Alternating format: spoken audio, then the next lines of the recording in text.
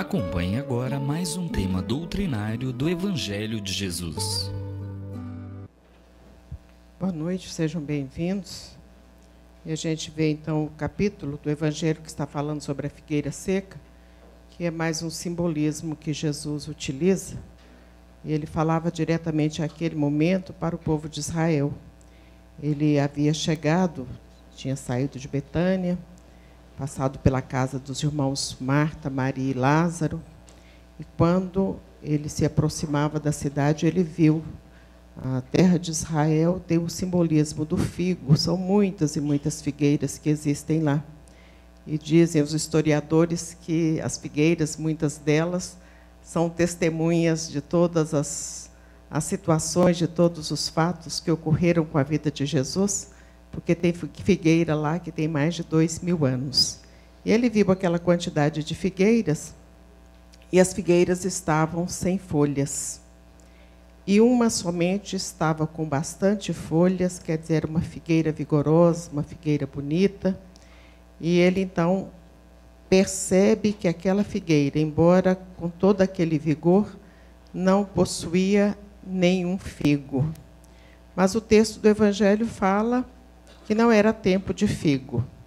No entanto, aquela figueira já havia tido as condições, pela beleza, de produzir figos, produzir frutos, e ela não produziu.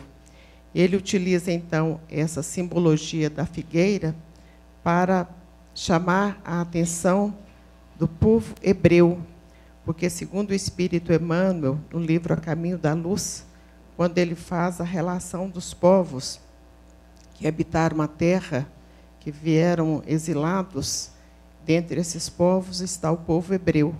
Era o único que era monoteísta, mas, nas palavras de Emmanuel, era o mais orgulhoso de todos eles.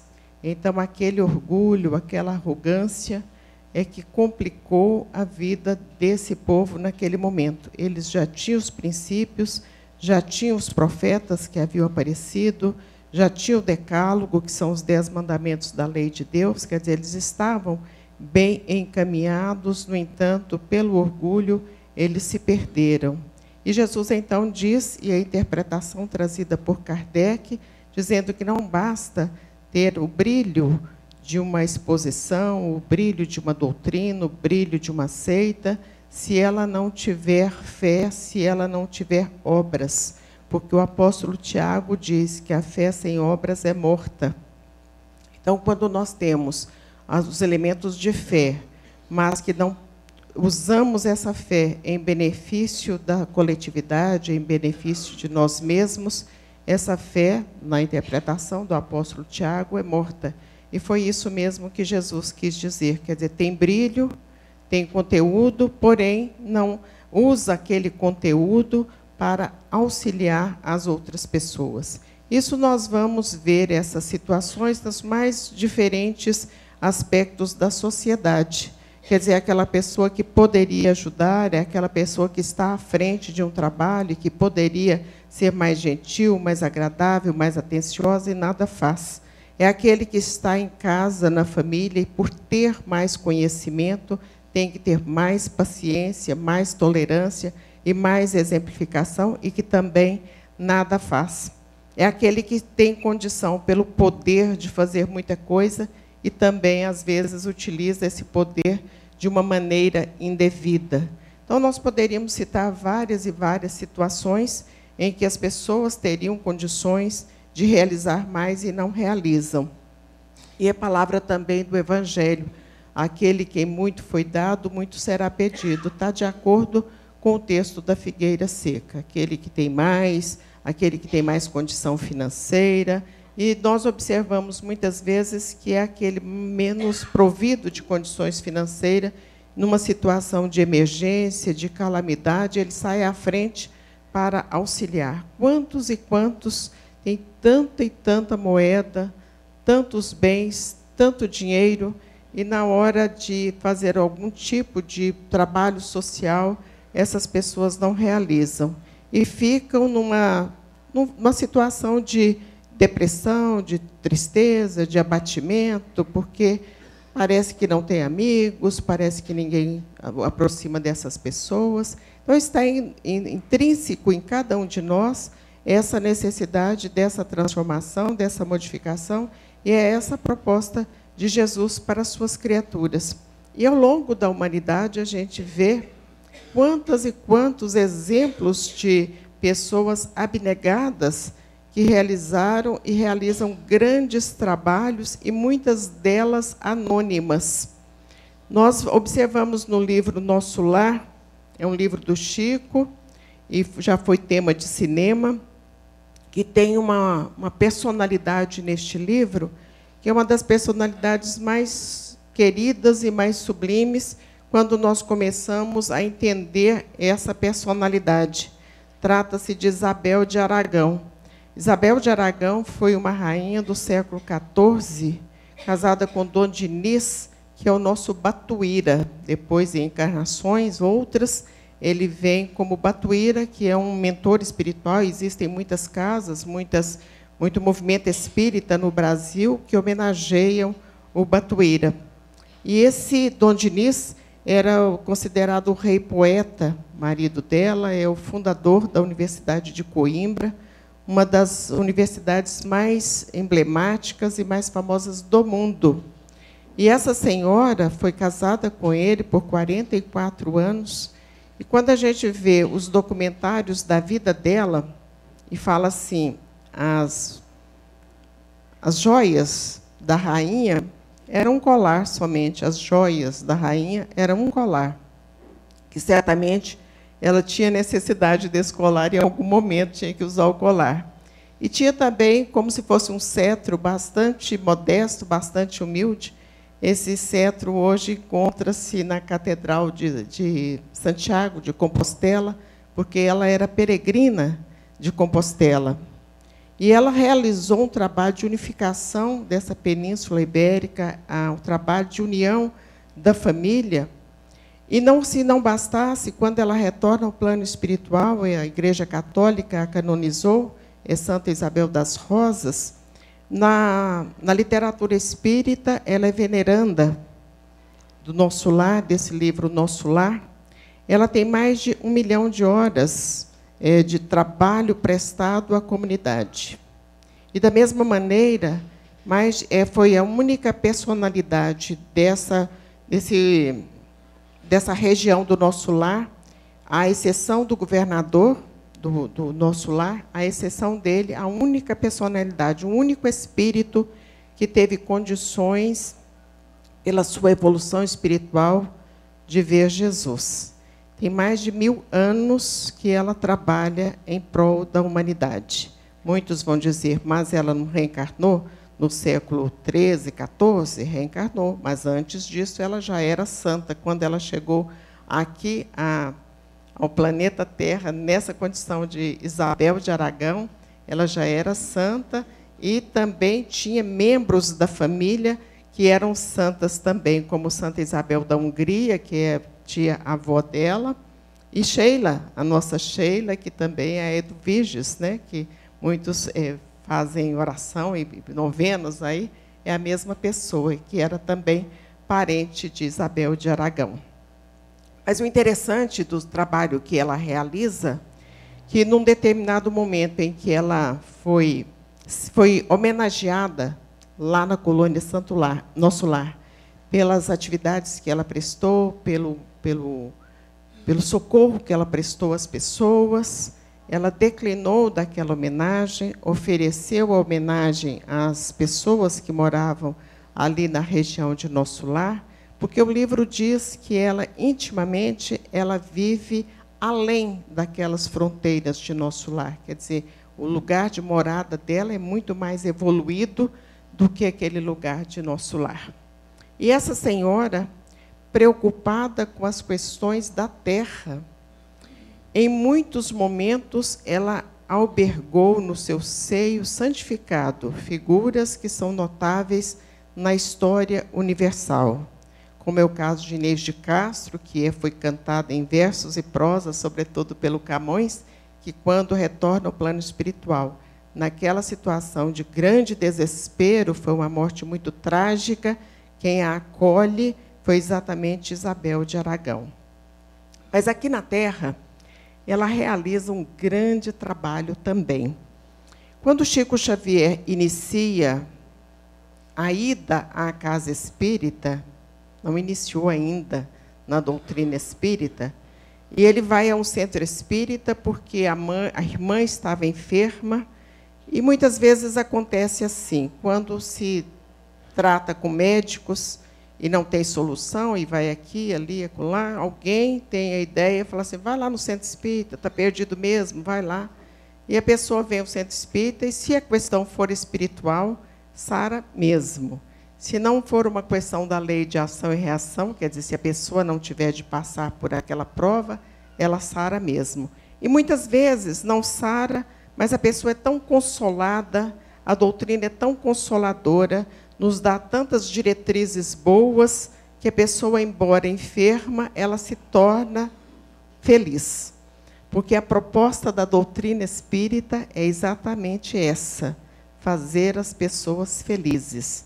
Porque quando nós fazemos o bem a outras pessoas, quando nós colocamos o Evangelho de Jesus à frente das nossas vidas, a nossa vida transforma. Portanto, aquele que tem grandes dificuldades de relacionamento, de saúde, as dificuldades próprias de um planeta de expiação e provas, e não chegaram ainda à casa espírita, tenho certeza que estão perdendo tempo, porque aqui realmente a gente consegue minimizar as aflições, as dificuldades, quaisquer que sejam a ordem dessas dificuldades. Muitas delas permanecerão por uma questão de evolução, questão kármica, mas que será muito menor a dificuldade. Com Jesus, a gente não tem a menor dúvida disso.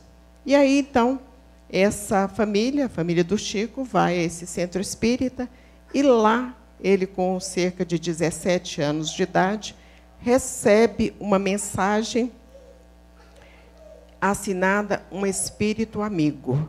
Mas a mensagem tinha palavras difíceis, e aquelas pessoas que estavam lá não tiveram condições de entender. Quando ela dizia, por exemplo, sobre as gentes insulares, eles não souberam o que era isso, o Chico também não soube. Infelizmente, essa mensagem se perdeu. E a mensagem dizia exatamente isso. Em síntese, é que ele começasse a fazer a caridade material, distribuindo pães. Era isso a mensagem. Mas de uma beleza literária muito profunda, e aí não deram conta de compreender isso. E passaram uns dias, as coisas ficaram como estavam mesmo, ele também não fez nada, e alguns dias depois ele estava em oração. Chico tinha o hábito católico da oração ajoelhado, aprendeu com a mãe, Dona Maria João de Deus, e ele estava em oração para nos mostrar também a importância da oração. A oração nos acalma, nos acerena o coração, exatamente porque nós entramos em sintonia com a espiritualidade amiga. Todos nós temos um anjo que nos protege, e quando oramos, nós entramos em sintonia com essa espiritualidade, e muitos daqueles espíritos que nos cercam, porque os espíritos estão por todo lado, por todos os lugares tem espírito, é a informação trazida por Kardec, na questão 459 do Livro dos Espíritos, quando ele, Kardec, pergunta se os espíritos influenciavam na nossa vida. E ele responde, influenciam muito mais do que imaginais. De ordinário, com frequência, são eles, os espíritos, que vos dirigem. Então, o espírito está por todo lado. Muitas vezes a gente ouve, as pessoas nos perguntam, olha, eu fiquei sabendo, alguém falou que tem um espírito lá em casa, que tinha um espírito no meu quarto, que tem um espírito na sala. Pode estar tranquilo, não tem só um, não, tem muitos espíritos dentro das nossas casas. E se a gente tiver uma vigilância, esses espíritos serão espíritos melhores. Se a gente não tiver muita vigilância, a gente sempre costuma dizer que espírito mentor, ele tem muita atividade, trabalha muito. Espírito que não tem atividade, porque ele não tem que pagar conta, ele não tem que levar menino para a escola, ele não tem compromissos nenhum, o compromisso dele, do espírito inferior, é perturbar aquelas pessoas que estiverem na mesma faixa, pensando da mesma maneira que ele está pensando. Isso equivale a dizer que, se eu tiver com ciúmes, eu vou atrair espíritos ciumentos. E aí o ciúme vai aumentar, né? Porque somatiza mais espírito falando na minha cabeça que tem que ter ciúme, ciúme, ciúme. A pessoa vai, às vezes, à loucura. Da mesma forma é a arrogância, da mesma forma é a inveja, a maledicência e todas as mazelas que a gente conhece muito bem. Então, ele estava em oração e entra uma entidade envolvida em muita luz. Essa entidade diz a ele que estava solicitando a ele que começasse a fazer a campanha do pão e distribuir os pães. E ele não a conhecia, mas diz a ela: Senhora, com muito respeito, como ele sempre tratava todas as pessoas, eu não tenho nem para nós, nem para a nossa casa nós não temos. Às vezes a gente come arroz com couve, arroz com chuchu, porque nós não temos. E ela disse que ia providenciar, tomaria as providências para que ele tivesse as condições de, em breve, começar a fazer a distribuição de pães.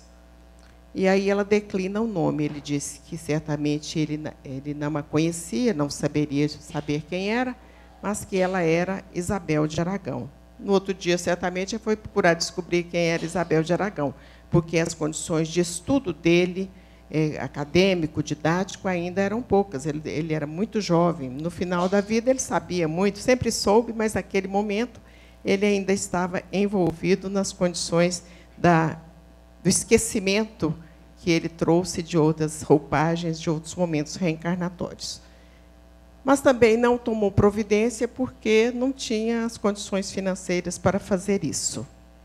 Na semana subsequente, outra entidade também envolvida em muita luz aproxima-se dele quando ele estava em oração e ele declina o nome, dizendo que era Dom Fernão, o confessor da rainha. A rainha era muito, muito católica. Era o confessor da rainha. E ele solicitava a ele que iniciasse imediatamente a distribuição dos pães. Disse a ele da importância da rainha, que ela é a patronesse, a madrinha das gentes insulares, quer dizer, Portugal e Espanha, e também de grande parte das Américas, que o marido tinha realizado esse grande trabalho, que foi na área da cultura, e que depois tinha vindo para o Brasil também, nas condições do Batuíra, que falamos há pouco. O certo é que, na semana subsequente, o Chico reuniu 8 pães. Chamou a irmã, essa que estava enferma, partiu os pães e começou a distribuir. Ele nunca mais deixou de distribuir pães, ele nunca mais deixou de ir ali debaixo do abacateiro enquanto estava em Uberaba. Ele sempre realizou o trabalho da caridade material, ao tempo em que realizou também, com grande mérito, a caridade espiritual, a caridade moral. A Isabel de Aragão, ou veneranda, que poderão ver nesse livro Nosso Lar, a beleza da personalidade dela, é a patronesse de toda a obra de caridade realizada pelo Chico. Então, a gente sempre ouve dizer que ele, Emmanuel, é o mentor espiritual dele, e é mesmo na parte da intelectualidade. Mas na parte da caridade material, é Isabel de Aragão, nos mostrando que todos nós podemos fazer alguma coisa, ou de ordem material, ou de ordem moral, o carinho, a atenção a todas as pessoas. Porque quando nós não procedemos assim, nós retardamos o nosso processo de evolução espiritual. Isso nos faz lembrar uma obra também trazida pelo Chico, do Hilário Silva, que foi um dos autores que escreveram pela pena iluminada, pelo lápis iluminado do Chico.